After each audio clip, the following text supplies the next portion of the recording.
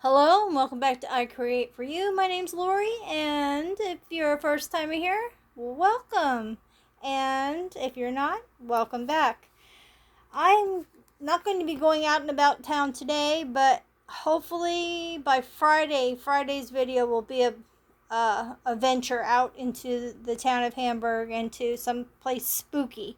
I was at a book bonanza, which is a large book sale that the libraries around Berks County get together, and they have all these haunting. I got haunting on my mind.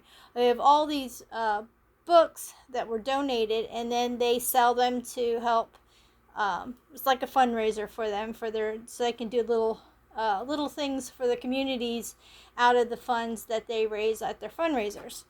So I got a few books. These are two of the books that I got there. And so I'm going to be reading out of the Haunted Houses one today, and then maybe I'll catch one of these and on another day and switch back and forth. I mean, they're not very big books. These aren't very thick books. So those are my two choices for the next few days. The next few days that I'm not going out into the world here in Hamburg. So we'll do a story and a sketch today. Alrighty. If you hear a weird noise, our one little, not so little pussycat is hunting a bug. He thinks there's a fly flying around, and he's getting funny with it and making those noises that cats make. And I gotta try to find the story that I was gonna get for you. Let me see.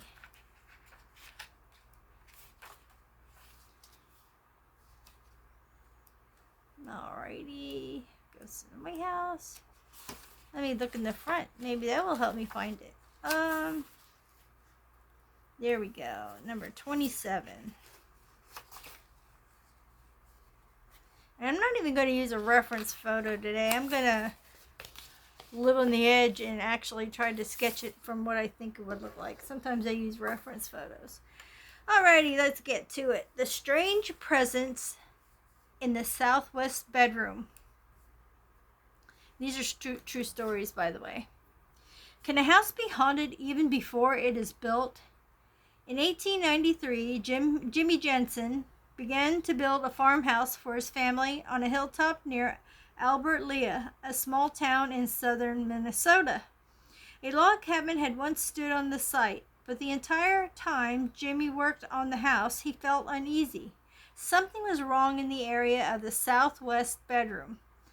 There seemed to be a presence there that looked over his shoulder the whole time he worked. That's their little illustration, which I don't really understand what that is. Okay. Jimmy Jensen finished the house, and he and his family lived in it for 53 years. Wow, that's awesome. But during that whole time, no one ever used the southwest bedroom. The presence continued to frighten everyone who tried to sleep there. In 1946, the family finally moved out. For the next 17 years, 14 different people moved in and out of the house. No one stayed long, and the neighbors were puzzled. Finally, in 1963, Dick and Anita Borland bought the house. By then, its windows were broken, the paint was peeling, and the porches sagged. But the Borlands had 9 children and were excited about all the space. They happily remodeled the place. Just before the Borlands moved in, however, one of Anita Borland's sisters-in-law saw someone in the upstairs porch outside the southwest bedroom. She thought the woman looked like Anita's mother. Anita agreed, but when she and her 2 sisters-in-law went upstairs to greet the visitor, no one was there. About half a year later, the Borland children began meeting the presence. One day, 2 of them met a woman upstairs in the hallway. She was tall and thin and wore a flowered print dress with an apron. Since the hallway was rather dark, the children thought at first that the woman was their mother, but then the stranger cried out for help. The children raced down to the kitchen where they found their mother. They told her about the strange lady in the upstairs hall, but when Anita and her children went back upstairs, the stranger had vanished. Several weeks later, two of the Borland girls sleeping in the southwest bedrooms awoke to see the ghost of the same woman in the flowered dress. The figure was standing in the closet. A light glowed above her head, even though the closet had no lights. That's creepy. The woman came out of the closet, shook the bed, and disappeared. That's even creepier. Sometimes when she was alone, Teresa, who liked to read in the southwest bedroom, said she felt a cold hand on her bare foot. Cold fingers closed over her instep and jerked her foot back and forth. One night, her 17-year-old brother, Christopher, felt someone bounce on his bed. At first, he thought it was his sister Nancy trying to annoy him. He stretched out his body and pushed at her with his foot, but something pushed back. It wasn't Nancy. It wasn't anyone. Christopher jumped from the bed and ran screaming from the room. The ghost in the flowered dress wasn't the only presence in that household. One day, Anita met an old woman in her kitchen. Anita was about to offer her a cup of coffee when she faded away. Anita asked one of Jimmy Jensen's daughters, who was born in the house in 1906, about the old woman. She convinced Anita that the ghost was that of Grandma Jensen, who had died in the house. Grandma Jensen had spent a good deal of time in the pantry area. The ghost of the pantry appeared several times, then stopped coming around. But the ghost in the flowered dress still lingers. Could it be a woman who lived in a log cabin that once stood on that site? Well, now that would kind of make sense. Hold on one second. I'm going to try to stop my light from flickering, which I don't think I will. Oh, it just adds to the ambiance of ghost stories, doesn't it? Now that would make sense, though, that, that there was a building there before that guy started building there. I was trying to figure out how could there even be a presence there if there was nothing there before. The house wasn't there already.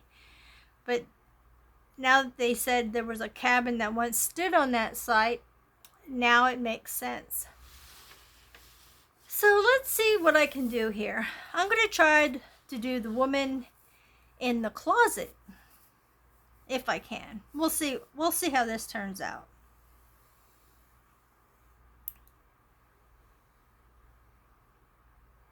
We had another hot day today.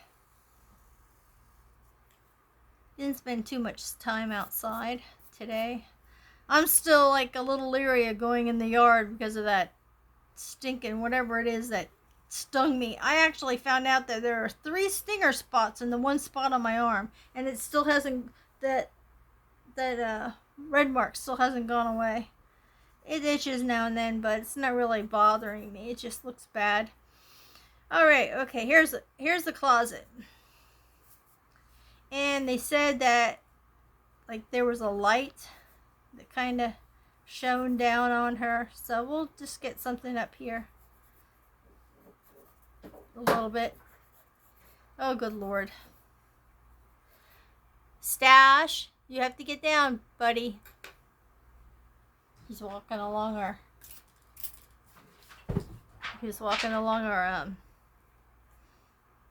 TV there. And give him a little spritz with a water bottle. Gets him every time. Okay, back to this. Now we're going to try to draw this lady. And I'm not going to really draw her face. Like the nose, the eyes. Maybe. Well, we'll see how it goes here. Okay. Maybe I'll surprise myself and it won't look so bad.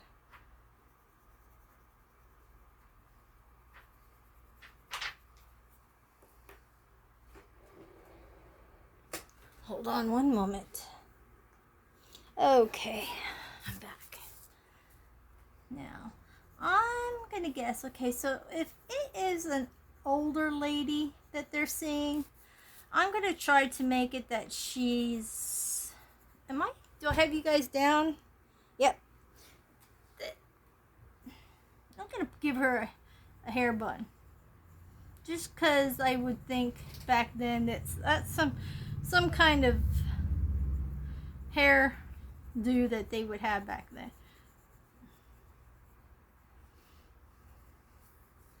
Alright, so she's got that going on.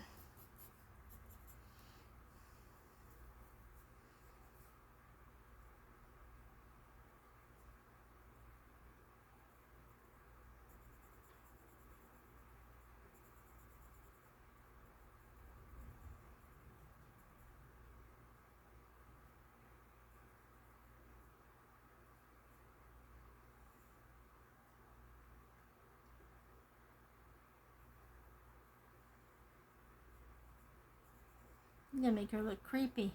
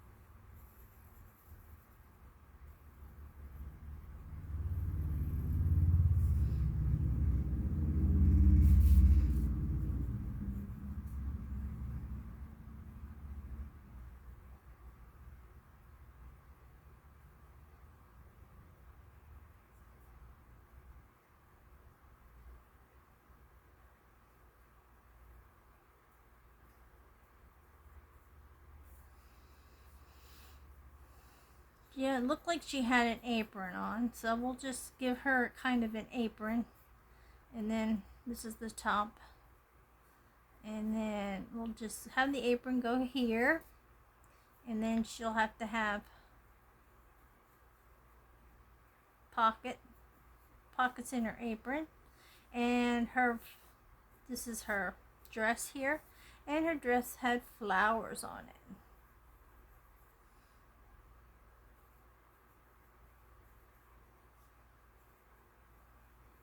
Make it all flowery. Flower power.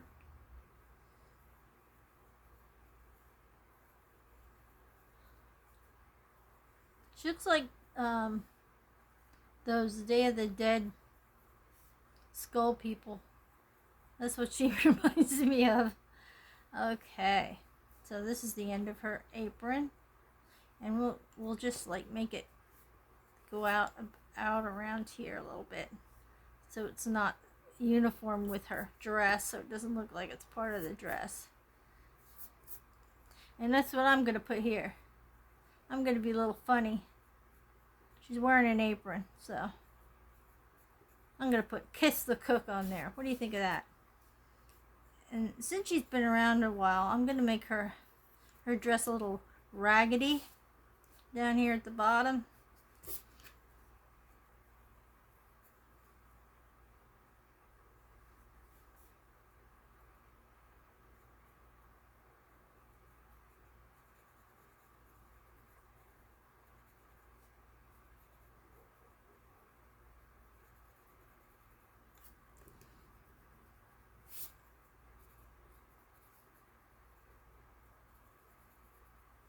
I know this is looking awful down here at her legs. There we go.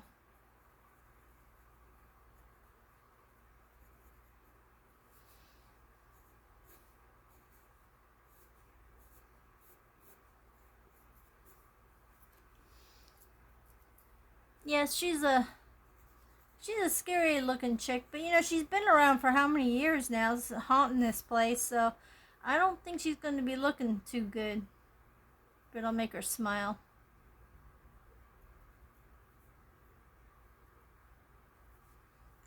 And I think I have around here somewhere, I had an eraser that I could use, but I might have put it in another area. I always have these erasers that I'll just try to use this one. I have an eraser that actually looks like a pencil. The eraser part is a pencil point. The pencil point is as skinny as the eraser. There we go. Give her some ghostly eyes. But she's smiling. She's still having a good time. She's still having a good time haunting the closet.